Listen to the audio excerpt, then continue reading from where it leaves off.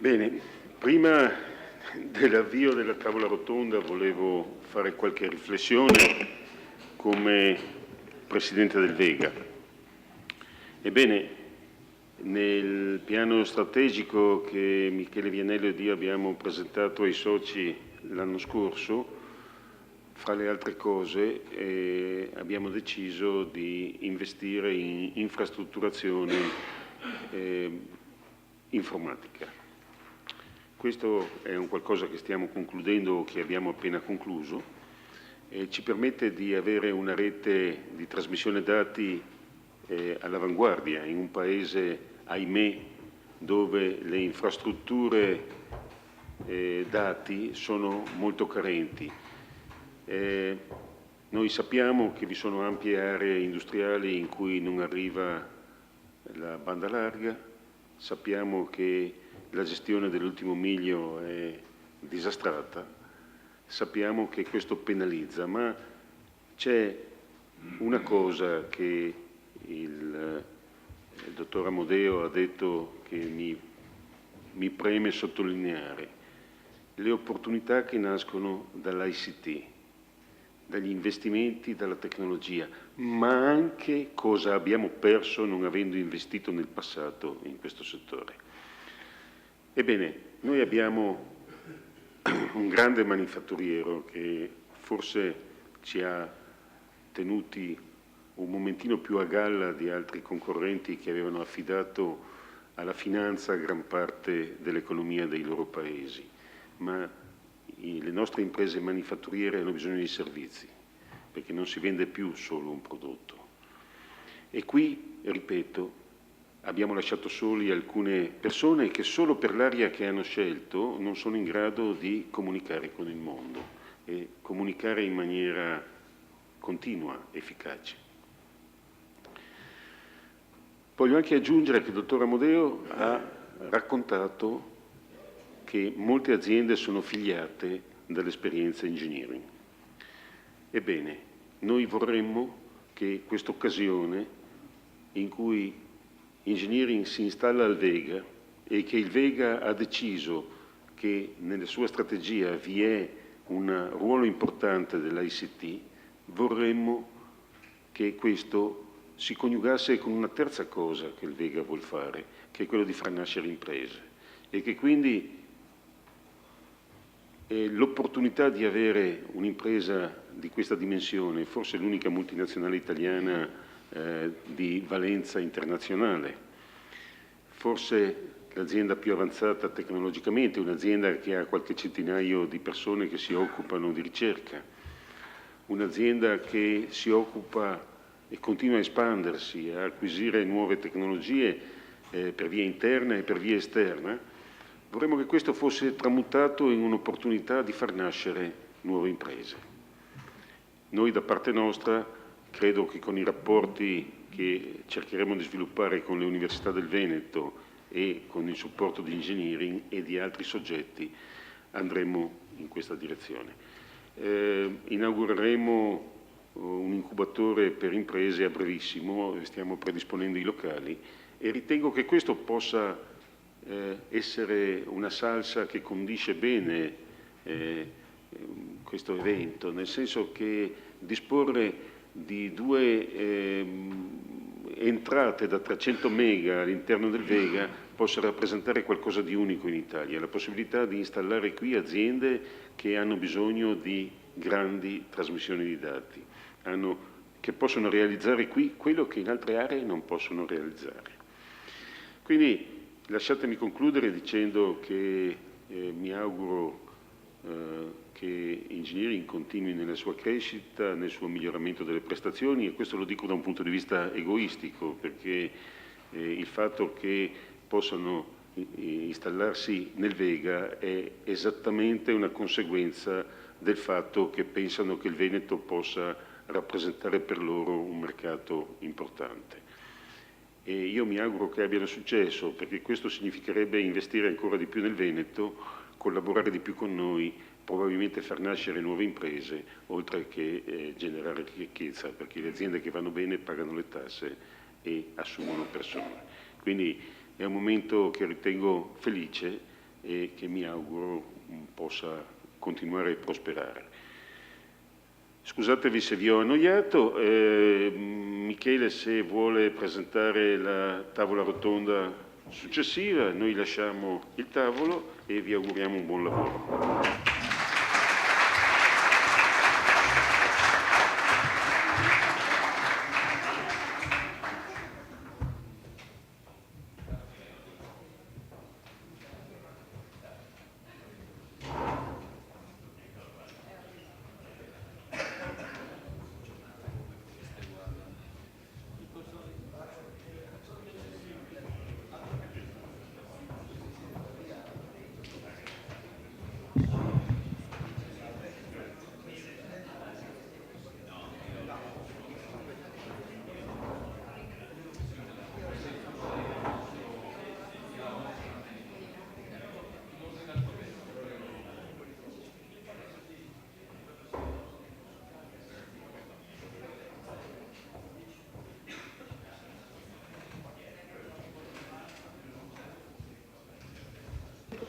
Tanto la favela non ti manca.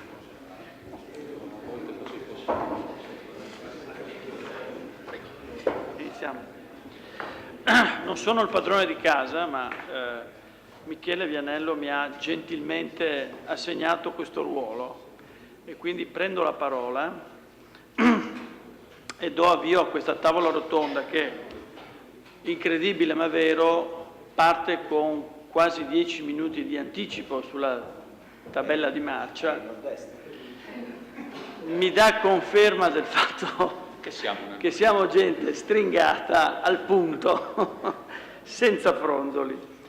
Siccome però siamo qui per onorare una conversazione, anche per una conversazione importante sui risultati che Engineering ha ottenuto e sui risultati e sugli obiettivi che Engineering intende perseguire d'ora in avanti proprio in questa sede, credo che valga la pena fare alcune considerazioni su quanto fatto e coinvolgere in particolare i nostri altri due partecipanti alla tavola rotonda, cioè Orazio Viele, che è il direttore di ricerca e innovazione di Engineering, prima citata, e Michele Vianello, che invece è il direttore generale del Vega, su alcuni temi che tutti noi consideriamo come cruciali. Lasciatemi fare qualche brevissima considerazione su Engineering e su come io vedo Engineering all'interno di una profonda trasformazione che il Presidente Rossi Luciani prima ha evocato. Credo che valga la pena un po' collocare in un contesto nordestino questa trasformazione, per poi magari identificare alcuni temi che prima sono stati giustamente evocati dalle autorità, ma sui quali credo questa tavola rotonda deve iniziare a dire delle cose un po' più precise e un po' più puntuali. Prima di tutto lasciatemi partire dal tema dei servizi. Noi in questi ultimi 10 anni, se guardiamo al capitalismo e in particolare al capitalismo industriale italiano, abbiamo assistito a un fenomeno di profonda trasformazione. Noi venivamo da un'economia, in particolare qui nel nord-est, da un'economia di piccole imprese, di distretti industriali, di frammentazione in alcuni casi pulviscolare, piccolissime imprese che riuscivano straordinariamente a presidiare mercati internazionali, in particolare attraverso il meccanismo dell'export, di un export anche abbastanza semplice in alcuni casi, ma tenace e produttivo. Dicevo, in questi ultimi 10 anni qualche cosa è successo, qualche cosa di importante è successo, abbiamo conosciuto diversi shock, come dicono gli economisti, e da questi shock, che poi sono stati l'euro, le nuove tecnologie, la Cina, l'entrata della Cina nel WTO nel 2001, da questi shock noi abbiamo avviato una profonda trasformazione che non ha lasciato inalterato il quadro generale. Noi, a differenza di 10 anni fa, almeno nel nostro sistema industriale, oggi conosciamo non più quel sistema di piccole imprese pulviscolari, distrettuali che che avevamo conosciuto negli anni 80 e negli anni 90, ma abbiamo, sull'eredità di questa grande spinta imprenditoriale, avviato una cosa che la stampa chiama il quarto capitalismo italiano, ovvero un sistema di nuove medie imprese, di imprese di media dimensione, che, come dicevo, ha raccolto la grande tradizione di imprenditorialità, capacità artigianale, capacità di presidio dei mercati internazionali della piccola impresa, ma l'ha consolidata all'interno di un quadro manageriale un pochino più robusto rispetto al passato. Questo plotone di aziende che oggi è la dorsale industriale del Made in Italy, Mediobanca lo stima attorno alle 5.000 aziende, alcune sono medie aziende, cioè diciamo un fatturato che va dai 50 ai 300 milioni di euro.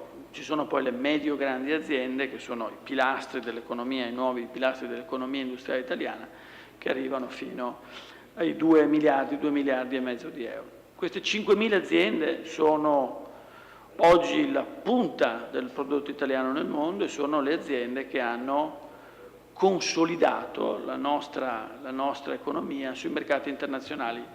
In anni difficilissimi il nostro sistema industriale ha passato fasi di grandi cambiamenti, ma noi abbiamo ancora oggi un 4% di commercio internazionale nei manufatti, 3,6, 3,7, abbiamo perso delle frazioni percentuali. Se voi andate a vedere analogamente le statistiche di altri paesi, in particolare gli Stati Uniti, vedrete che i risultati sono molto diversi e sono per alcuni aspetti sconfortanti. A fronte di questo decennio che ha visto con grande difficoltà, con grande anche impegno, una trasformazione del nostro sistema industriale, noi non registriamo analoghi risultati in generale nel settore del terziario. Noi non siamo riusciti nel terziario, l'economia italiana nel terziario non è riuscita ad ottenere lo stesso processo di riorganizzazione e di rilancio della competitività che ha segnato l'industria. Abbiamo pochissime medie imprese del settore terziario e abbiamo poche imprese, in particolare in quei settori chiave come l'ICT, che hanno per loro natura, per loro caratteristica intrinseca, quella di propagare produttività anche ad altri settori, in particolare alla pubblica amministrazione. Ogni anno la Fondazione Manlio Masi, che è una cosa un po' astrusa, produce un documento sullo stato di salute del Made in Italy legata all'ICE. Ogni anno, dicevo, pubblica una sorta di rapporto, di documento, che ci dice lo stato di salute dei prodotti italiani nel mondo. Alcuni anni fa è stato dedicato alla trasformazione della moda, un paio di anni fa alla Cina, grandi mercati emergenti. Quest'anno il tema del rapporto della Fondazione Manlio Masi è dedicato ai business services, o come si dice adesso, knowledge intensive business services, che sarebbero i servizi ad alta intensità della conoscenza. Perché pubblica la Fondazione Manlio Masi, dedicata da sempre al Made in Italy, un libro, un volume sui servizi? Perché ormai noi ci rendiamo conto che questo sta diventando il collo di bottiglia per il nostro sistema industriale e per la nostra economia in generale. Dobbiamo sbloccare una situazione che ci vede sistematicamente protagonisti nei grandi settori del Made in Italy, che voi conoscete bene, l'agroalimentare. Pensate che il settore del prosecco, adesso lo dico perché siamo di casa qua, ho detto via forse, ma è uno dei pochissimi distretti che è riuscito a mantenere inalterata la sua quota di mercato, addirittura a crescere dal 2008 con la crisi del 2008 in poi. Continuiamo ad avere una grande presenza nel settore della moda, nel settore dell'occhialeria, nel sistema moda in generale. Continuiamo anche come economia veneta a essere particolarmente presenti nel settore del mobile, sia come marchi nostri che come fornitura di grandi aziende internazionali. Forse non tutti sanno, per esempio, che il Veneto è un grande fornitore di Ikea. In questi 10 anni siamo riusciti a consolidare aziende straordinarie, 3 in particolare, che sono oggi leader nella fornitura industriale di alcune componenti, in particolare cucine, proprio del grande gruppo svedese. Siamo diventati grandi anche su questo. E poi soprattutto la meccanica, la impiantistica, che poi oggi il vero cavallo di battaglia su cui l'economia dell'export italiano converge. Questi settori, che sono le 4A, si chiamano, del Made in Italy, sono sempre oggi, rimangono tuttora con pesi diversi, in particolare con enfasi sulla meccanica, il nostro punto di riferimento, in particolare per l'export. Possiamo continuare a contare solo su questi 4 cavalli di battaglia? La Fondazione, dicevo, Manlio Masi ci dice di no, dobbiamo iniziare a pensare a un Made in Italy più ampio, dobbiamo iniziare a pensare che i servizi, quelli di cui oggi stiamo parlando, devono diventare un ingrediente sia a livello di esportazione, ma anche un ingrediente fondamentale nel riguadagnare produttività a livello delle nostre aziende, del nostro sistema. Se c'è un'eccezione in questo quadro, che non voglio minimamente dipingere a tinte fosche, ma che è un quadro problematico, se c'è un'eccezione nel sistema dei servizi italiano è proprio Engineering, che ha, non lo dico perché sono anche legato da amicizia con molti degli amici di Engineering, ma non è che non ha caratteristiche diverse o molto diverse da molte di quelle imprese industriali che hanno fatto la forza del nostro sistema negli ultimi 10 anni. È una media impresa per taglie e fatturato. Media impresa, intendiamoci, non significa che non è grande, che forse un giorno diventa grande, che è a metà di questo percorso fra il piccolo e il grande. Media impresa significa che ha mantenuto alcuni aspetti tipici, i migliori della piccola, e che ha però una qualità manageriale tipica della grande. In particolare la qualità, che mi pare il tratto distintivo, anche nel volume che prima l'assessore citava, è l'imprenditorialità. È un'azienda che è rimasta imprenditoriale, è un'azienda che non si è sclerotizzata in procedure amministrative, burocratiche, che poi caratterizzano molto del settore dei servizi, in particolare dei servizi informatici, è riuscita a rimanere dinamica, è riuscita a rimanere vitale, e questo è un tratto tipico delle nostre aziende industriali più interessanti. È riuscita però ad avere tratti tipici della grande impresa. Io ne cito 2 che ho proprio recuperato dal confronto che è emerso alcuni giorni fa e dalla lettura del libro. Il primo è questo grande investimento in ricerca, che è uno dei tratti forti, riconoscibili di questa azienda rispetto a molte altre di questo settore in Italia, e l'altro, tipico aspetto delle vere grandi aziende, è una capacità di radicamento, non di export, di radicamento sui mercati internazionali, in particolare per ora l'Europa, ma immaginiamo anche più estesi, più importanti in futuro. Radicamento internazionale che rappresenta un aspetto interessante, particolare, anche perché legato non tanto alla fornitura di prodotti e servizi, ma è legato invece anche a un percorso di ricerca che si è sviluppato su scala più ampia. Questo mi sembra essere il motivo per cui oggi bisogna essere molto contenti che Engineering arriva a Venezia, arriva al Vega, perché rappresenta quell'ingrediente che manca in uno scenario economico che sta soffrendo, è un ingrediente importante, è probabilmente uno dei pochi pilastri di un Made in Italy nuovo a cui dobbiamo abituarci, che dobbiamo abituarci a sostenere e che deve diventare la piattaforma, lo strumento per dare qualità anche al tessuto industriale di cui noi siamo maggiori conoscitori, a cui siamo più abituati. Finisco qui con i complimenti. Adesso parto con la fase 2 e dico che cosa dobbiamo fare. Ovviamente, da vero professore universitario, mi aspetto che siano loro a rispondere alle domande che io solleverò. Mi sembra che ci siano 2 grandi questioni che adesso noi abbiamo di fronte e che vale la pena discutere in maniera aperta, come deve essere in una tavola rotonda. Il primo è il tema, diciamo, del rinnovamento costante e della propagazione di questo spirito imprenditoriale e innovativo che caratterizza l'azienda. Bisogna riuscire un po' a trarre beneficio da questo tratto aziendale e per questo bisogna farlo giocando non tanto solo sull'interno dell'azienda, ma giocando invece sulle realtà che gli stanno vicino. Come riusciremo a far parlare engineering, per esempio, col tessuto industriale della piccola impresa? Come riusciremo a dinamizzare anche questa sfida, questo dialogo un po' sempre impegnativo? C'è sempre stata una ritrosia della piccola impresa nei confronti dei fornitori di servizi.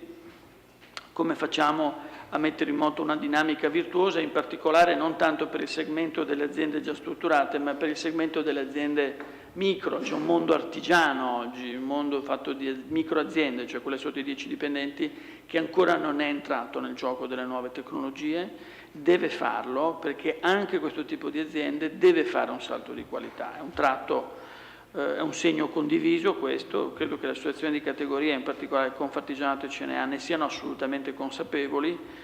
Un'azienda come Engineering è un'azienda che probabilmente può prendere in mano una sfida di questo tipo, non per risolvere il problema in senso lato, ma per cogliere nel mondo di queste aziende quei soggetti e quel talento imprenditoriale che effettivamente può avere interesse e può beneficiare di questi strumenti. Un secondo aspetto mi sembra rilevante è il dialogo con la pubblica amministrazione. Noi in Italia abbiamo una cattivissima tradizione di public procurement, cioè di acquisto della pubblica amministrazione direzionato per stimolare l'innovazione. È un tema questo che in altri paesi viene gestito meglio. Noi abbiamo una tradizione problematica che oscilla fra la super garanzia legale, no? Una grande fiducia nel mercato come macchina impersonale e poi delle derive che noi crudi conosciamo. Credo che un'azienda come Engineering abbia dimostrato e sia in grado con le garanzie che può dare, di costruire un ragionamento sul tema del public procurement e mettere in moto questi meccanismi virtuosi proprio sulla base di un percorso credibile che è già stato compiuto, proprio sulla base dell'esperienza che è già stata maturata. Credo che sono aziende come Engineering che possono fare la differenza in un dialogo che deve essere più virtuoso, più ricco, più interessante con la PA. E poi un terzo aspetto che riguarda invece più me ed è il rapporto con l'università. Il parco scientifico ha fatto moltissimo, è cresciuto in spazi, è cresciuto in qualità delle imprese, si può crescere probabilmente ancora nel coinvolgimento con i giovani talenti dell'università. Immagino Michele Vianello è un grande appassionato di ICT, è un grande animatore, lo vedo sempre su LinkedIn, su Facebook, sa parlare ai giovani. Mi pare che su questo ci sia uno spazio che diventa uno spazio credibile se ci sono aziende come Engineering che diventano una controparte possibile, un luogo di assunzione o anche un luogo di confronto, perché per quello che ho capito di questa bella società, la forza della società è anche quella di prendere l'innovazione di piccole imprese e giocarla su mercati più strutturati, più ampi. Questo dicevo per il rapporto col territorio, ma c'è un'altra sfida che secondo me oggi noi dobbiamo iniziare a porci, e su questa chiudo, che è la proiezione sui mercati internazionali. Noi in questi ultimi 10 anni, lo dico come osservatore di questi territori, abbiamo enormemente enfatizzato la necessità di rilanciare l'innovazione e la creatività nei nostri territori. Io posso fare una lunga lista di 10 anni di esperimenti, tentativi con ingegneri, creativi, designer. Tutti questi esperimenti hanno sobillato la mente degli imprenditori, hanno scatenato una nuova creatività. Il nostro Paese in 10 anni, in particolare questo territorio, ha messo in moto molte idee. Abbiamo qui vicino un incubatore, vicino tra Venezia e Treviso, che si chiama H-Farm, pieno di giovani con un sacco di idee. Abbiamo progetti come Innovation Valley che sono nati a Vicenza, che continuano a promuovere idee, che continuano a finanziare. Pensate al lancio di questo premio Marzotto che continuerà a finanziare adesso la nuova imprenditorialità. C'è molta energia dal basso. ho la sensazione, e di nuovo qui Engineering ha molto da insegnare, che oggi questa creatività e questa vivacità debba tradursi in valore economico. Questa traduzione non può che passare attraverso un confronto con la globalizzazione, con i mercati internazionali. Questo confronto non può essere improvvisato, deve essere strutturato, deve essere costruito attorno a dei percorsi, e mi pare che aziende come Engineering possono diventare la infrastruttura, anche di know-how, di competenze, per una creatività, per una sensibilità, per delle aspettative, in particolare del mondo giovanile, che pensano a questo nuovo settore, a questo settore dinamico, come un modo per dare qualità a un'idea imprenditoriale. Ecco, questo tema della proiezione dei mercati esteri e internazionali noi un po' l'abbiamo lasciato sullo sfondo in questi anni, perché abbiamo detto che bisognava rimettere in moto il meccanismo dell'innovazione, rilanciare la macchina. Credo che oggi abbiamo fatto molto sul lato innovazione, adesso dobbiamo anche capitalizzare, e dobbiamo farlo immaginando che ci sono delle aziende che hanno già un rapporto col mercato internazionale e che questi canali devono essere valorizzati. Come si dice in gergo, bisogna fare sistema, bisogna riuscire a costruire delle sinergie, altro gergale che va di moda, ma delle sinergie che facciano in modo che, se delle aziende hanno già dei canali a livello internazionale, ecco, questi canali devono diventare altrettante opportunità per aziende che vogliono crescere. Su questo tema ho detto, io non ho moltissime risposte, ho lanciato dei temi. Abbiamo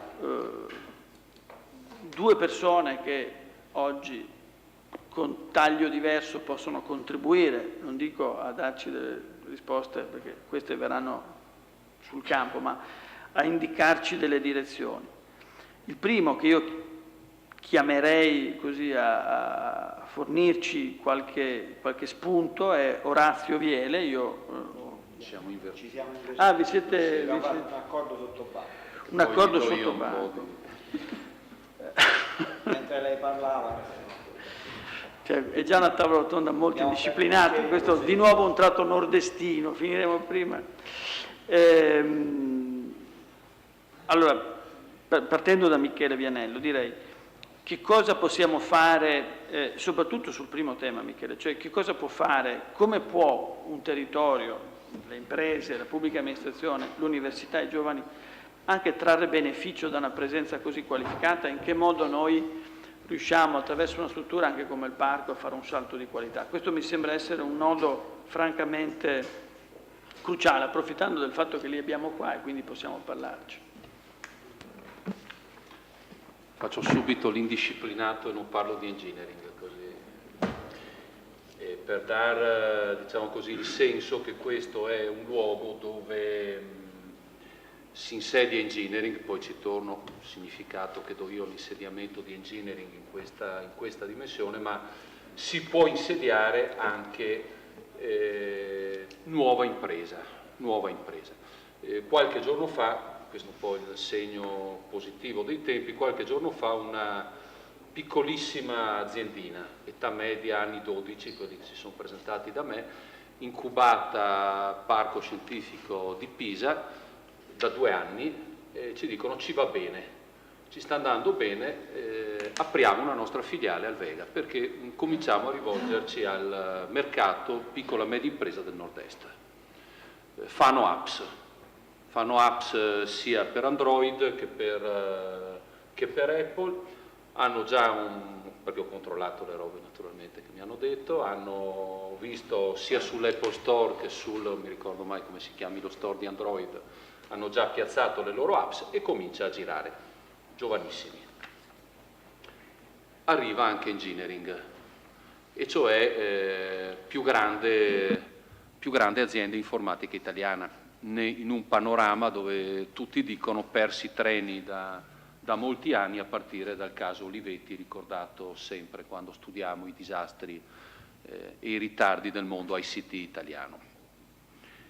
Voi capite bene che grande azienda di ICT, la più grande italiana, e però la presenza di un tessuto di piccole e piccolissime aziende che operano sempre nel campo di ICT, che già sono insediate qua e lavorano. Voi capite che per il territorio veneziano e non solo, come ricordava bene prima l'assessore Paruzzolo, è una ricchezza incredibile. Io che conosco bene questa città da qualche anno, c'è sempre questa solita litania del fatto che dovrebbero insediarsi le grandi aziende informatiche qui, ti ricordi bene come me, perché questo è il luogo ideale, eccetera, eccetera. Venezia, Piazza San Marco. Appunto. La famosa Piazza San Marco. E finalmente c'è una delle grandi aziende informatiche non italiana, una delle grandi aziende informatiche mondiali, perché mi consta che Engineering una qualche attività sullo scenario globale ormai comincia a giocarsela. È il segno che finisce una prima fase di vita del Vega e stiamo cominciando a cambiare sangue, cioè stiamo cominciando a lavorare perché cominci a entrare all'interno del parco una nuova imprenditoria. Ovviamente oggi stiamo parlando di ICT, però stiamo lavorando molto attorno al tema della green economy, che è l'altro grande settore in cui il Vega sta cominciando a lavorare. È pronto, volendo, poi spiego perché questo volendo, la struttura di incubatore d'impresa. Questi mesi Vega, penso unico parco italiano, 300 mega di connettività di banda, questo luogo è cablato 300, dove abbiamo gli uffici noi è cablato 300, parte fra un paio di settimane la cablatura a 300 di tutto il resto del parco. Abbiamo testato l'indoor wifi spillato a 300, pronto anche quello, fra qualche giorno parte a 300 anche tutto l'outdoor Vega, per cui in mensa interamente coperto, perché io ho un po' un pallino ormai dello sviluppo degli applicativi per connettività in movimento, poi spreco due parole su come secondo me i tablet sono la cosa su cui bisogna cominciare a concentrarsi, compreso il mondo della PA, dove finisce anche là un'epoca e bisogna rifletterci abbastanza bene. Stiamo sviluppando struttura di cloud per andare poi in accordo. Engineering secondo me è una delle aziende con cui bisogna stringere un po' un accordo attorno all'uso del cloud. Dove troviamo difficoltà? Il tema vero è chi finanzia,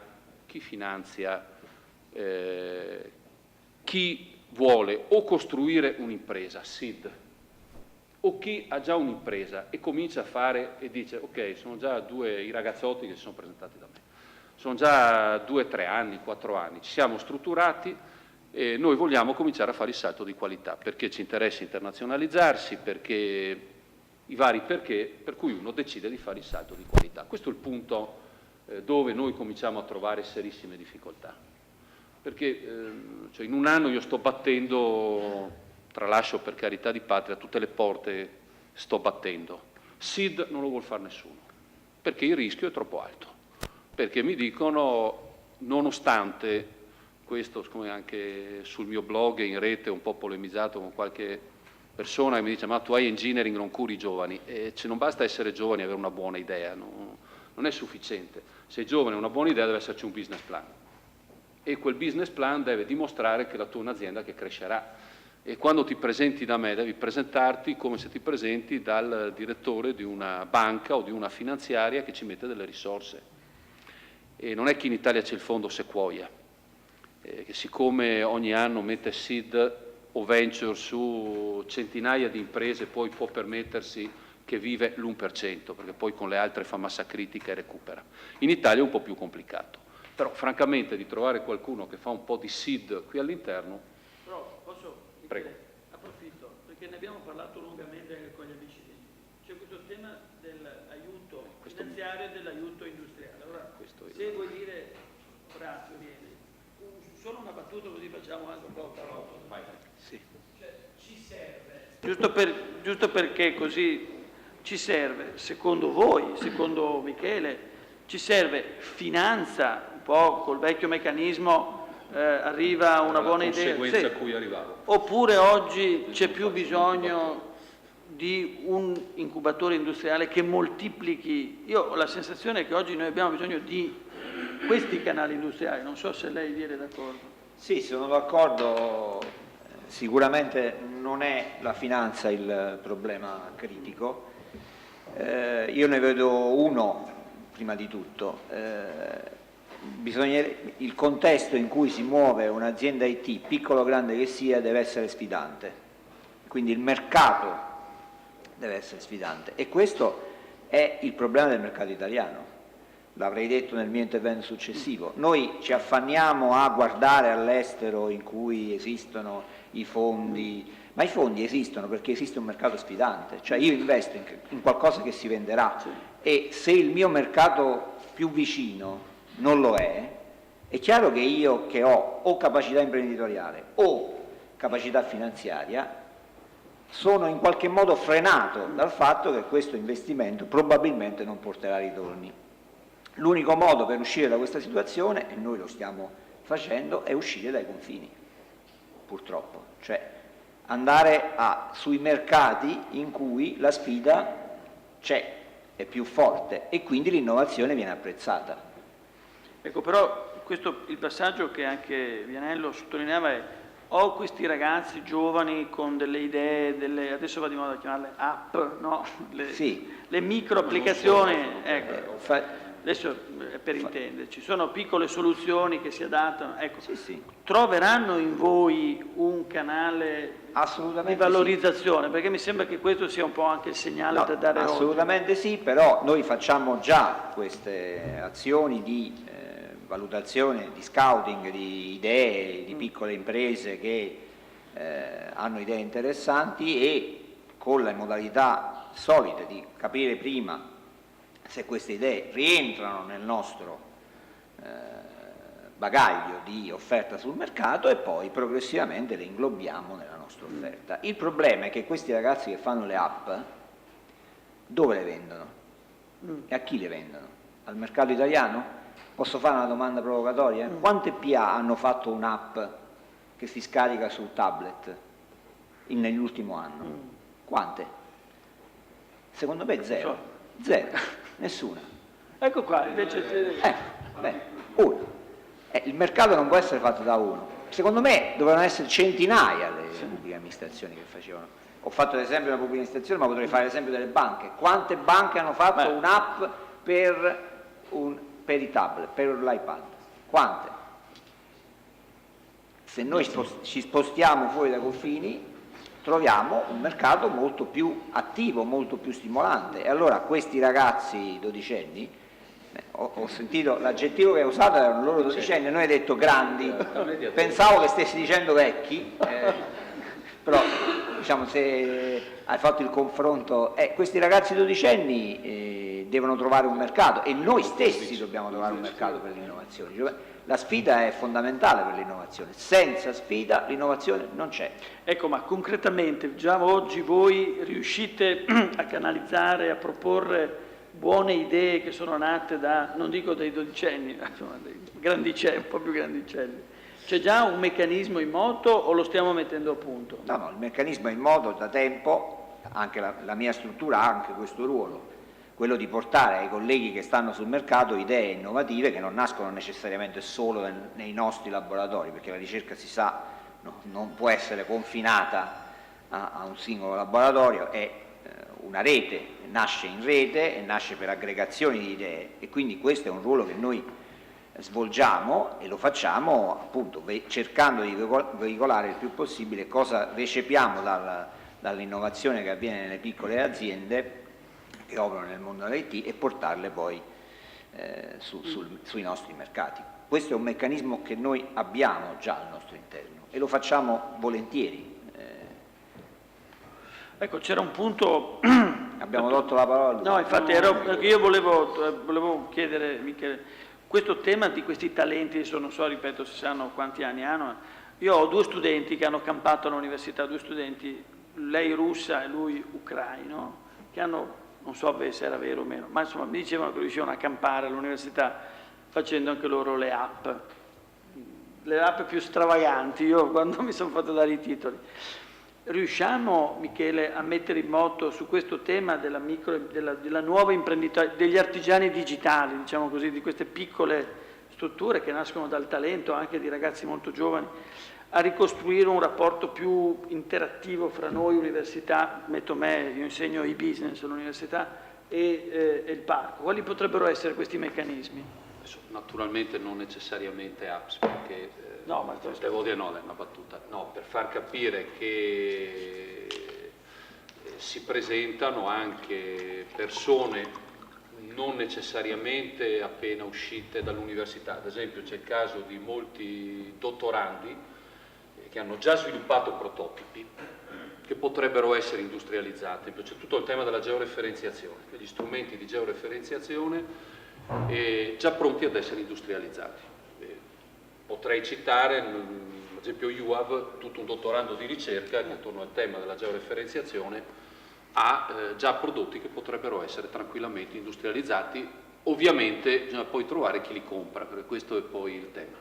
Chi li compra e non necessariamente pubblica amministrazione, perché spesso è chi compra un ARPAV, Posso aggiungere una cosa? Sì. È a 4, non è solo il Però adesso facciamo parlare, perché ha un sacco di idee secondo me, noi le vogliamo ascoltare. il grande vantaggio di arrivare da queste parti, tralasciando il fatto che non possiamo poi finanziare l'attività, questa è una piccola cosa, è che non è necessario all'inizio l'investimento in infrastrutture.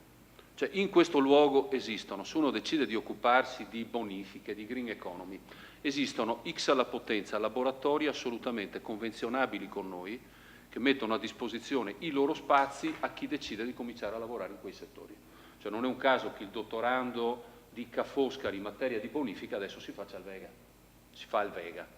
E lì c'è un gruppo di persone, lì l'età media non è 12, però assolutamente interessanti, in un'area come questa, dove il tema delle bonifiche sia della terra che delle falde potrebbe essere importante luogo. Ho chiesto, non lo nascondo, a Syndial, azionista di Vega, di mettere a disposizione il terreno più sporco, inquinato di Marghera e una certa quantità di risorse finanziarie per sperimentare sul campo, usando il dottorando come struttura per poi incubare imprese e cominciare a provare nuovi sistemi di bonifica.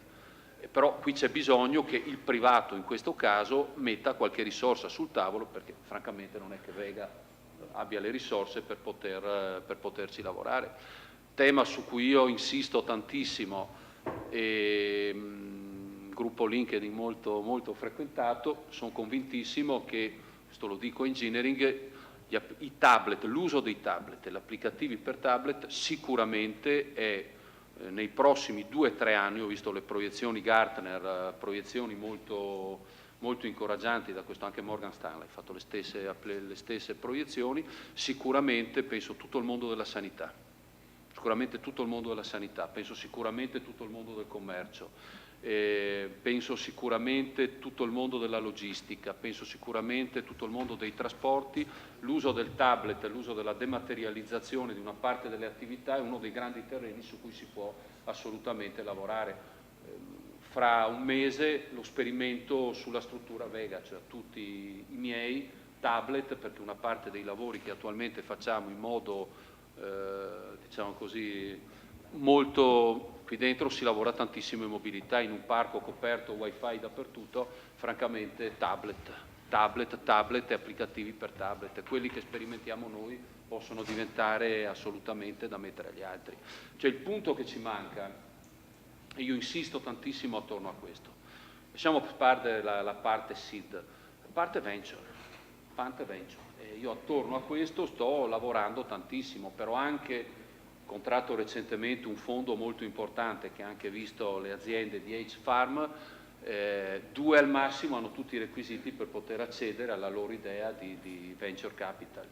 E conferma la tua tesi, perché i loro mercati sono eccessivamente nazionali e loro ritengono che il modello di business, cioè loro ormai prendono in considerazione quelli che poi hanno mercati internazionali di fronte a loro. E qui francamente sfugge ormai alla mia... capacità e possibilità. Certo, perché engineering? Per cui mi piacerebbe poi ragionare con voi su quelli che... Prendiamo proprio questo tema dell'internazionalizzazione, ripeto, è stato un punto di forza fondamentale del nostro modello industriale. Le nostre aziende manifatturiere sono andate in paesi lontani. Oggi ci sono molte aziende, per esempio del Veneto, che hanno una presenza in Cina. 15 anni fa sarebbe stato impensabile. C'è addirittura un gruppo di, lo dico per fare folklore, di innovatori veneti a Suzhou, che è questa città, che è gemellata con Venezia. Ormai in queste città, anche di secondo livello cinese, c'è una comunità di business attiva su cui si può fare riferimento. Ecco, come facciamo a fare la stessa cosa nel mondo dell'informatica, Viele? Beh, sicuramente nel mondo dell'informatica è più difficile, perché l'Italia non è considerata un marchio nell'informatica. Quindi partiamo con una zavorra più pesante da trascinare e direi addirittura l'Europa non è considerato in certi casi un marchio nell'informatica. Noi abbiamo operato in modo diverso, portiamo fuori dall'Italia le cose che sappiamo fare, non il marchio, la capacità di fare, e abbiamo cominciato con 2 azioni abbastanza importanti, una in Brasile, in cui avevamo già un cliente importante, e si può dire che in quel caso abbiamo fatto un po' sistema tra imprese italiane, perché era presente, come tutti sanno, da anni un operatore mobile italiano in Brasile, che è Team Brasile, e trascinati dalle attività fatte per loro siamo diventati oggi un'azienda che ha anche un'azienda in Brasile, avendo acquistato poi un'azienda del posto. E questa è la caratteristica che del nostro meccanismo di internazionalizzazione. Noi andiamo a portare la competenza, se ci riusciamo ci farebbe piacere andare trascinati da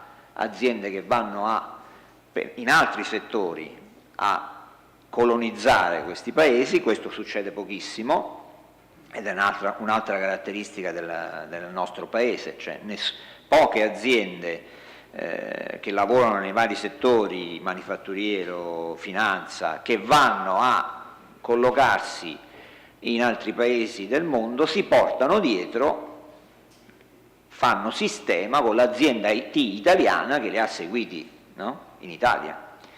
Questo succede molto poco, direi quasi per nulla, perché anche le aziende italiane, non nel settore IT, vivono, hanno lo stesso retropensiero che purtroppo ci contraddistingue dal mondo, che l'IT non si fa in Italia.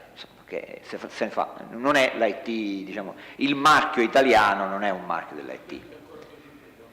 Assolutamente sì, almeno io, questa è la mia sensazione, poi non ho, i dati confermerebbero completamente questa tesi, non so se c'è se il sismografo sta cambiando il diagramma, ma a mio parere l'unico modo per noi per internazionalizzarci è quello che ho detto prima, è quello che stiamo applicando, quello di spostarci, portare la nostra competenza e poi acquisire aziende che lavorano in questi mercati, che li conoscono. Vorrei anche i colleghi che sono qui conoscono bene cosa fa Engineering, però vorrei chiarire che l'IT non è un unico mercato. Ormai, secondo me, sarebbe più corretto dividerlo in tanti mercati, perché se mettiamo addirittura l'ICT, mettiamo tutto sotto la stessa sigla, parliamo di N mercati. Il mercato della Apple non è il mercato di Engineering. Penso che questo sia chiaro. Quindi è inutile paragonare, è sbagliato paragonare anche i mercati nazionali non tenendo conto di queste differenze. Noi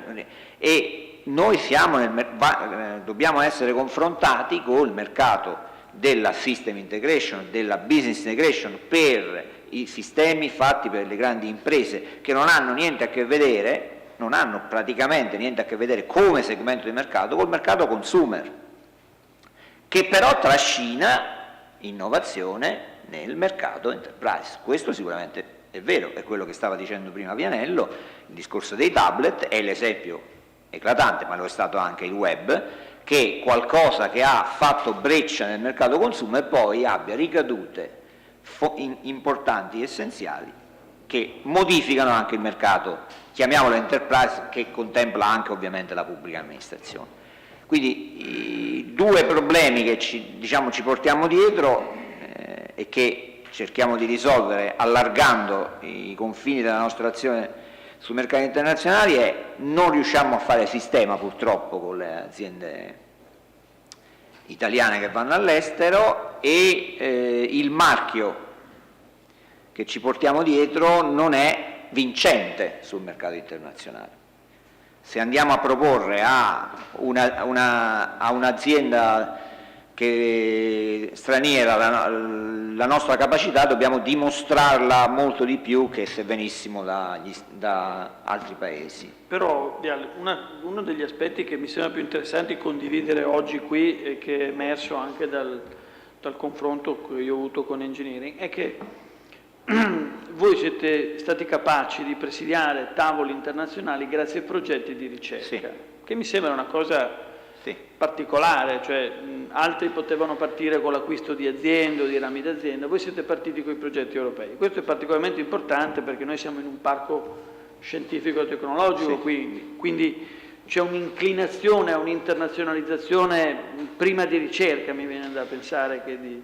Sì, diciamo che la ricerca nell'IT non si poteva fare concentrandosi solo in Italia, sarebbe stato riduttivo.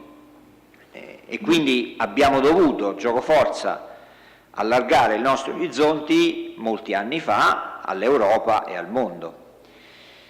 Effettivamente è vero che abbiamo usato questa leva inizialmente, perché oggi non è più così per fortuna, per collocarci in paesi in cui potevamo vantare un network di collaborazioni scientifiche o esserci in paesi in cui ci eravamo fatti un nome con la ricerca. È chiaro che non può essere l'unica arma, anzi è un'arma secondaria rispetto a quelle più importanti che possono essere appunto quelle che dicevo prima, cioè riuscire a fare sistema con imprese italiane. Sicuramente la ricerca si è dimostrato un tratto vincente della nostra azienda perché se vogliamo ricordare la storia, visto che nasce sempre qui, molto vicino, il laboratorio di ricerca engineering è nato nel 1986 a Padova e contava 4 persone, di cui una ero io. Adesso siamo in diversi luoghi, compreso questo, in Italia e anche all'estero, e siamo diventati più di 300 distribuiti in varie sedi. E facciamo progetti con un network internazionale di collaboratori. Quindi è un tratto sicuramente vincente e distintivo, anche perché non è, abbiamo vinto per manifesta inferiorità dell'avversario, perché non c'è più nessuno che fa questo in Italia. Quindi diciamo che ormai è diventato facile vincere, perché siamo gli unici sui tavoli europei in cui si definiscono le nuove strategie della Commissione europea per la ricerca, sediamo noi e Telecom in rappresentanza dell'Italia, non c'è più nessun altro. Sì, questo ci fa piacere perché in effetti è un riconoscimento della nostra capacità, però il deserto che si è creato intorno è la dimostrazione ancora una volta di quello che dicevo prima, che questi dodicenni, se sono fiori nel deserto, appassiscono velocemente se li lasciamo nel deserto. Quindi noi continueremo assolutamente a investire in questo segmento, lo faremo anche qui, lo faremo come lo facciamo già da anni, coniugando la nostra capacità di fare presso i clienti con l'innovazione, cioè mettendo insieme quello che il mercato ci chiede con la spinta all'innovazione che viene dal mondo della ricerca IT. Su questo passaggio che avete entrambi toccato, credo che valga la pena ritornare. Questo tema, delle nuove tecnologie personali. Chi ha studiato il settore come me negli anni 90 ricorda la tendenza opposta. Noi studiavamo il mercato enterprise e sapevamo che il mercato enterprise era il mercato che avrebbe segnato la via poi al personal computing, cioè Il computer che il dirigente nel 95 aveva, il PC portatile IBM che nel 95 si comprava, uno lo portava a casa ed era fiero di poterlo fare vedere ai suoi figli. Oggi tornate a casa, io torno a casa magari col computer aziendale e i miei figli mi sorridono perché sul mio computer aziendale si fa metà delle cose che si fanno loro a casa. Questo non sono ben d'accordo, però. C'è stata però un'inversione netta di tendenza, nel senso che il mercato consumer è riuscito, per una serie di ragioni anche tecnologiche, a impossessarsi di un abbrivio, di un'innovazione molto particolare. Questo non è solo Apple, è anche Nintendo, Wii, cioè tutta una nuova generazione di applicativi. E questo fa sì che i giovani, questo è il tema che mi interessa particolarmente, i giovani sono, se ben utilizzati, sono materia prima innovativa molto, molto interessante, molto utile. Voi come Vega, prima tu ci accennavi a una serie di frontiere che avete messo a fuoco, quali sono di questi mondi un po' nuovi che mettiamo a fuoco solo in parte, le cose che più ci devono scaldare? Anche perché questi 300 megabit secondo me sono un po', potrebbero essere una chiave di volta per un nuovo mercato, per esempio del multimediale. Solo una battuta sui tablet, ovviamente sempre secondo proiezioni Gartner, tema con il quale dovranno fare i conti i responsabili, continuiamo a definire responsabili ICT aziendali, che è un termine un po' desueto, è che ormai sempre di più dovranno fare i conti col fatto che ogni lavoratore si porterà il suo tablet, cioè semplicemente non sarà l'azienda che dà il tablet standard, tablet o il personal computer standard, sempre di più dovranno fare i conti con lo strumento col quale tu ti presenti da casa, il tuo tablet. E quindi lì si porrà tutto il tema della sicurezza e dell'integrazione anche di diverse piattaforme e di diversi servizi. Però dal punto di vista dei benefici, per problemi di tempo, non li sottolineo, sono infiniti. Dal fatto che non devi tu più comprare le cose, al fatto che tu hai gente che sviluppa una professionalità da dilettanti, come la definivo in mie epoche, in mie vite precedenti. Cioè tu una parte, ormai guardate, la distinzione fra un po' di cose che facciamo a casa nel nostro tempo libero e luoghi di lavoro intelligenti ormai sono sempre meno. Spesso sono gli stessi strumenti, le stesse piattaforme, chi usa tanto nei posti di lavoro i social media, sapete, usa quasi sicuramente spesso la stessa piattaforma. Quindi ci sono mondi dove sempre di più lavoro e vita si stanno cominciando a integrare e sbagliano le aziende che vietano Facebook, ma questa è la mia opinione, o i social media, soltanto se voglio fregarti 5 minuti lo faccio lo stesso, non ho bisogno di Facebook, tanto per essere chiari. Punto vero, dove veramente io suggerirei a chi ha qualche idea di cominciare a lavorare.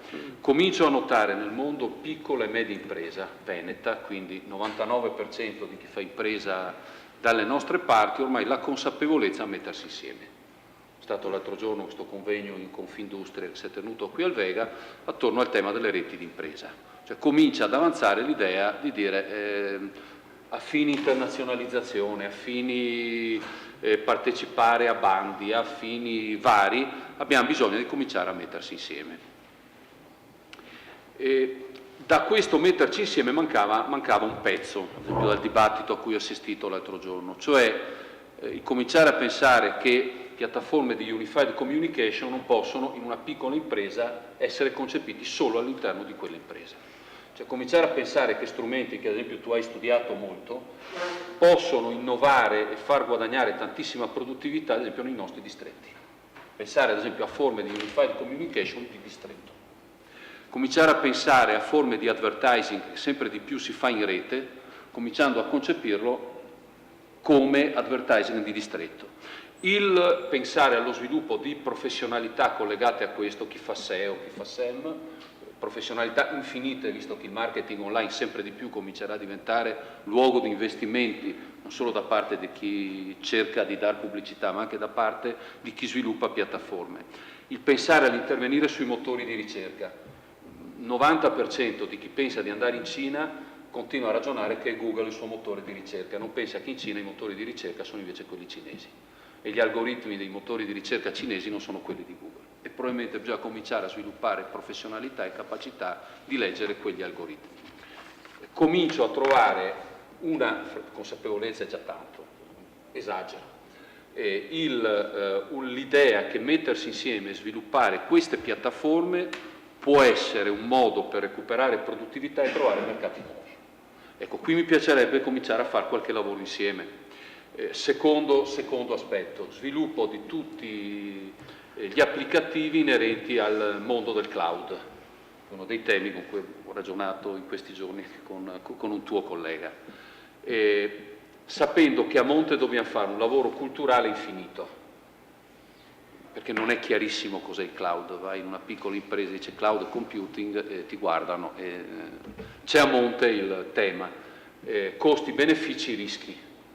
Non è vero che tu ti spossessi di ciò che è tuo, dice il tema è mio, lo delocalizzi in un luogo diverso, ma è sempre tuo. Però i grandi vantaggi, non compri più 100 per usare 5, compri solo ciò che ti serve, puoi cominciare a dematerializzare sempre di più una parte del tuo software, puoi cominciare ad avere benefici anche dal punto di vista della riqualificazione delle tue figure professionali. Certo, in questo, da alcuni primi sondaggi, trovo fra noi i nemici, parola grande, gli oppositori che si trovano in letteratura, il vecchio capo centro, il vecchio capo marketing, cioè capire che per affermare queste cose c'è un'idea di struttura orizzontale, non più le vecchie impostazioni di quelle aziende. Ecco, Vega fa questi investimenti perché ritiene di essere un luogo di sperimentazione, di attirare piccola e media impresa prima di acquistare, prima di fare le grandi scelte, luogo di sperimentazione engineering, e questo è per noi partner fondamentale, perché è una grande azienda che poi lavora rispetto a questo.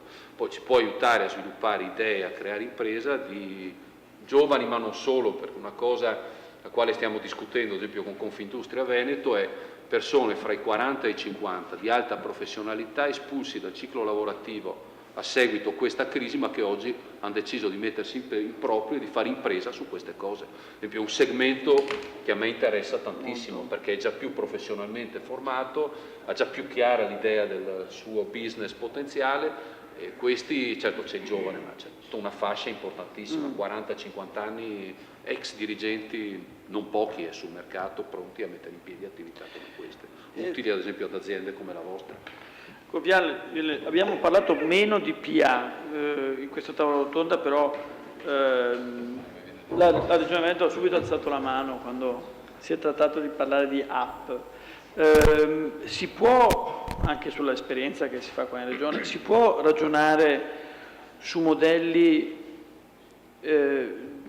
anche contrattuali di sviluppo tecnologico che diano maggiore qualità ai servizi pubblici e allo stesso tempo consentano a voi di diventare azienda di punta, e quanto oggi nel Veneto questo è già realtà, quanto siamo avanti nell'evoluzione di questa relazione, anche perché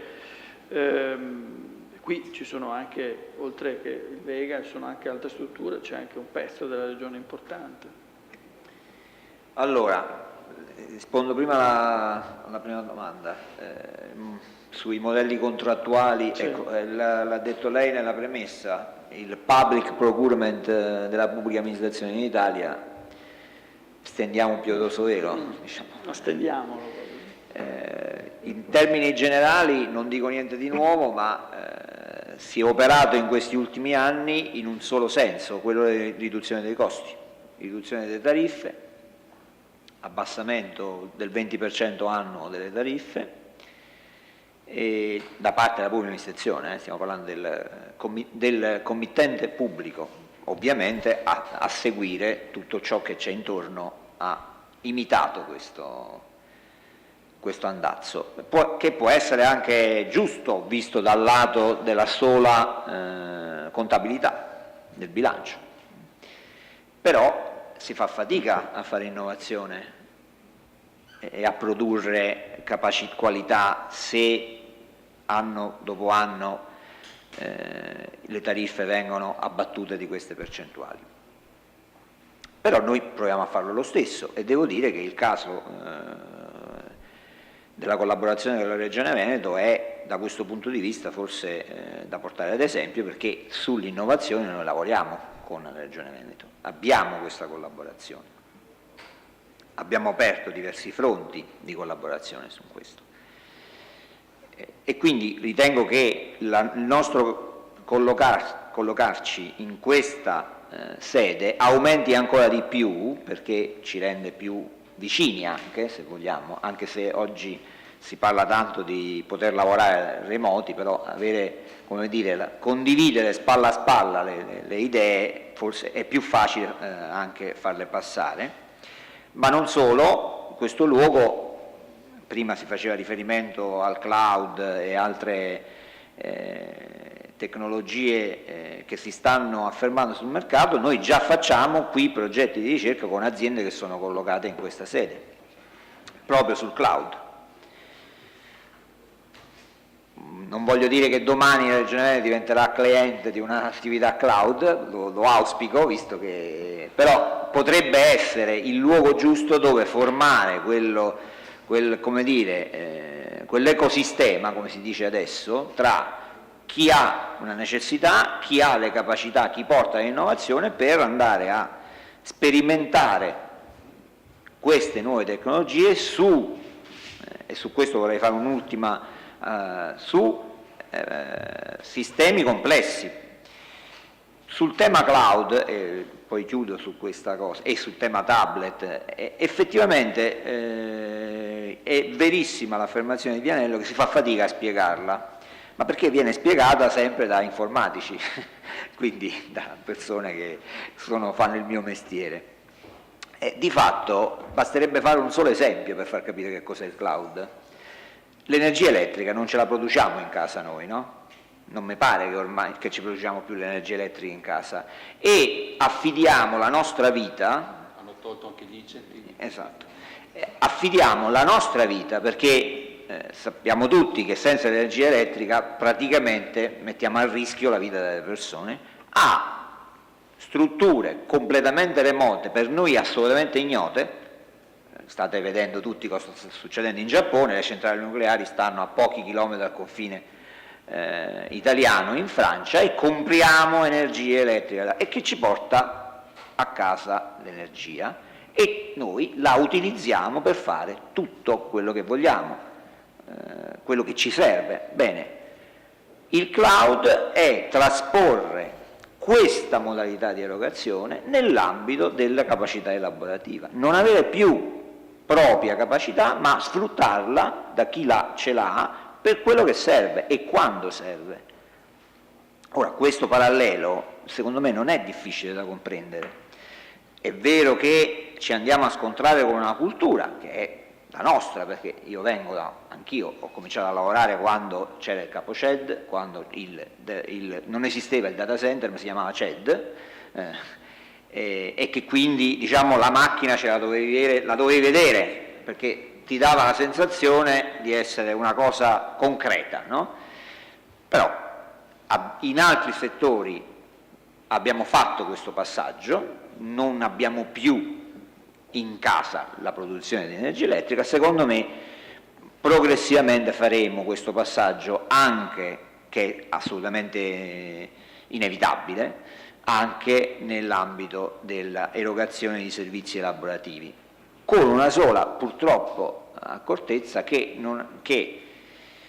poiché il mercato italiano spesso, in generale, non faccio casi specifici, è molto esterofilo nell'IT, non vorrei che poi arrivi Amazon a vendere il cloud o Google, perché è un marchio di cui ci fidiamo di più, senza sapere neanche dove sono i suoi data center e come lavorano, mentre per esempio i nostri si possono anche vedere. Solo per chiudere sul tema della Regione Veneto, possiamo immaginare che oltre a progetti di eccellenza, di cui prima abbiamo accennato anche con Michele Vianello, lato aziende, le reti di impresa che citava Michele Vianello, il cloud applicato alla gestione aziendale, ecco, possiamo immaginare progetti di eccellenza anche sulla PA, anche con la Regione del Veneto? Ma lo dicevo prima, assolutamente sì. Noi cerchiamo sempre di coinvolgere, come avevo detto nel mio precedente intervento, nei nostri progetti di ricerca utenti di quello che facciamo e quindi nostri clienti. In certi casi troviamo difficoltà al coinvolgimento perché la pubblica amministrazione ha delle sue purtroppo regole, non è un problema di persone, è un problema di processi che rendono difficile partecipare a progetti di questo tipo, perché c'è la necessità di fare gare o perché non si può favorire un fornitore piuttosto che un altro. È tutto corretto dal mio punto di vista, però questa barriera andrebbe in qualche modo fatta cadere quando parliamo di innovazione, perché solo la collaborazione tra chi utilizzerà le innovazioni e chi le fa può portare poi un'innovazione utile, perché l'innovazione esiste se è utile, deve essere collocata su qualcosa che serve. Quindi noi auspichiamo che il fatto di essere qui collocati possa agevolare, aumentare questa capacità di collaborare insieme, non solo sulle attività che già facciamo, ma anche sulla ricerca e sull'innovazione. Quindi chiunque abbia oggi idee e progetti è benvenuto a presentare. Io farei chiudere questa bella chiacchierata a Michele Vianello, che è il padrone di casa, lasciandogli 3 minuti. 3 minuti e soprattutto il compito di raccogliere un po' anche le indicazioni e gli stimoli che sono arrivati da quest'ultimo intervento, che mi sembra molto interessante. Qua si dice che per innovare bisogna essere in due, un po' come per i matrimoni riusciti, eccetera, eccetera. Mi sembra interessante che un'azienda informatica, dicendo questo, chiami vicino a sé i più brillanti, i più impegnati fra gli utilizzatori di questi strumenti e ne faccia anche una bandiera. Si vince in due o si perde in due, mi pare questo il messaggio. Noi speriamo sempre di vincere, di avere tutti... Quello che mi interessava sottolineare, io lo prendo come un grande stimolo, perché guardate, l'Italia oggi non può più pensare di aumentare sempre solamente la produttività del sistema industriale, deve pensare di muovere la macchina pubblica, che questo è il grande, la sanità, come diceva prima Michele, tutto l'impianto della PA. Ecco, credo che se riuscissimo ad avere questo livello di eccellenza, non solo nel mondo, diciamo, enterprise più classico, ma anche nella pubblica amministrazione, e mi pare che ci siano tutte le premesse, visto il rapporto instaurato con la Regione Veneto, credo che potrebbe veramente diventare un caso di successo originale che in altri contesti magari non hanno. Lascio però la parola a Michele Vianello, che è padrone di casa e che ha solo che intenzione, lo conosco abbastanza bene, che per riprendere tutte queste sfide e tradurle in altrettanti progetti. No, io aggiungo solo qualche battuta per offrire a noi un ulteriore terreno di lavoro. Ne ho parlato a Rosario Amodeo, a Roma qualche mese fa. Oggi che Engineering è qua forse possiamo esplicitarlo un po' meglio. Al Vega c'è Engineering, il grande centro di elaborazione dati della Regione Veneto. Ricordo che al Vega c'è Venis, il centro di elaborazione dati del Comune, altra cosa non di secondaria importanza. Noi stessi come Vega abbiamo un bel po' di banchi di memoria, anche noi. Quindi in questo luogo c'è una... Il primo progetto cloud. Quindi c'è una potenza di fuoco, direi, che non so in quante altre parti d'Italia, quindi lasciamo stare, ho già scartato Google, in tante altre parti d'Italia ci sono. Non è che abbiamo messo fibra ottica a 300 mega per far dialogare le aziende che sono qui dentro. Abbiamo buttato giù 300 mega, peraltro con un grande operatore come Fastweb, pensando di collegare questo luogo ad altre parti del mondo. Pont Saint-Martin, io butto lì altre parti del mondo proprio? No, io butto, ma Tokyo Engineering qua, io butto... Usciti dal trivetto, diciamo, altre parti del mondo. Cioè io sono convinto che, ecco, qui invece voglio proprio parlare alla cultura engineering, probabilmente stia finendo, posso sbagliarmi, un certo tipo di rapporto fra il mondo dell'informatica e il mondo della pubblica amministrazione. Cioè il tema attorno al quale a me piace molto ragionare, il tema delle città intelligenti. Questo è il tema delle smart cities. con un approccio diverso da quello che vedo finora da parte dei diversi player. Cioè ogni player, sia esso italiano sia esso internazionale, in questo momento sta concentrando il tema della smart al suo pezzo di business, fino a farsi del male come Telecom che dice fate il wifi sulla rete elettrica. È una roba che io proprio non capisco in termini, cioè proprio l'opposto della loro area di business. IBM fa il suo pezzetto, Microsoft ha la sua cosa, Cisco progetta una città nuova perché ha la fibra ottica da butta giù e così via. Cioè chi governa oggi una città deve far dialogare fra di loro persone, oggetti, tema di internet degli oggetti è la frontiera secondo me attorno alla quale noi dobbiamo ragionare tantissimo. Ad esempio sono un sacco di progetti europei, un sacco di finanziamenti attorno allo sviluppo di internet degli oggetti. Cioè città intelligente si fonda su dialoghi fra persone, dialoghi fra cose, dialoghi di edifici intelligenti.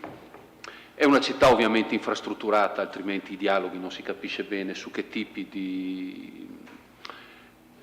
È tanto pensare che poi queste informazioni che provengono da un autobus che raccoglie in tempo reale lo stato di qualità dell'aria e lo trasmette in tempo reale, non alla fine, alla sera, quando è arrivato, come si fa oggi, non serve assolutamente a niente. Persone, a proposito di apps, che volontariamente decidono che questo affare è il terminale di qualità dell'aria o di qualità del rumore e sono in grado, poiché sono in rete, di trasferire informazione. Il cloud per la pubblica amministrazione non è il luogo dove mettiamo i dati che già oggi abbiamo, dove pigliamo tutte le pratiche cartacee e le mettiamo là, perché una vecchia idea è il CED trasferito da un'altra parte. Il cloud per la pubblica amministrazione è il luogo dove convergono tutti i dati intelligenti della città e vengono messi a disposizione della governance, compresi quelli, se Enel ad esempio decidesse, poiché ha una killer application straordinaria, perché ha centraline a casa di tutti, basterebbe assolutamente implementare, cioè compreso lo stato dei nostri edifici e il livello di dispersione, visto che il tema dell'energia a naso nelle prossime settimane forse diventerà un tema abbastanza importante per noi. Cioè il grande salto di qualità attorno al tema della pubblica amministrazione, cominciare a concepirla da questo punto di vista, cioè non trasformare il vecchio in nuovo, cosa secondo me contraddizione in termini, pigliare i vecchi modi di lavorare, metterli in rete. Già questo per alcuni sarebbe grande cosa, ma cominciare a gestire dialoghi e concentrare in luoghi le informazioni che ognuno di noi è in grado di generare, sia esso una persona, sia esso un oggetto. Per questioni di tempo non rompo l'anima con la... No, farei... No, chiuderei qua perché siamo arrivati puntualissimi, addirittura con un leggero anticipo. Mi sembra, Michele, questo è un segnale interessantissimo di apertura perché verso un orizzonte. Stiamo già ragionando e buttando giù qualche progettino su queste cose.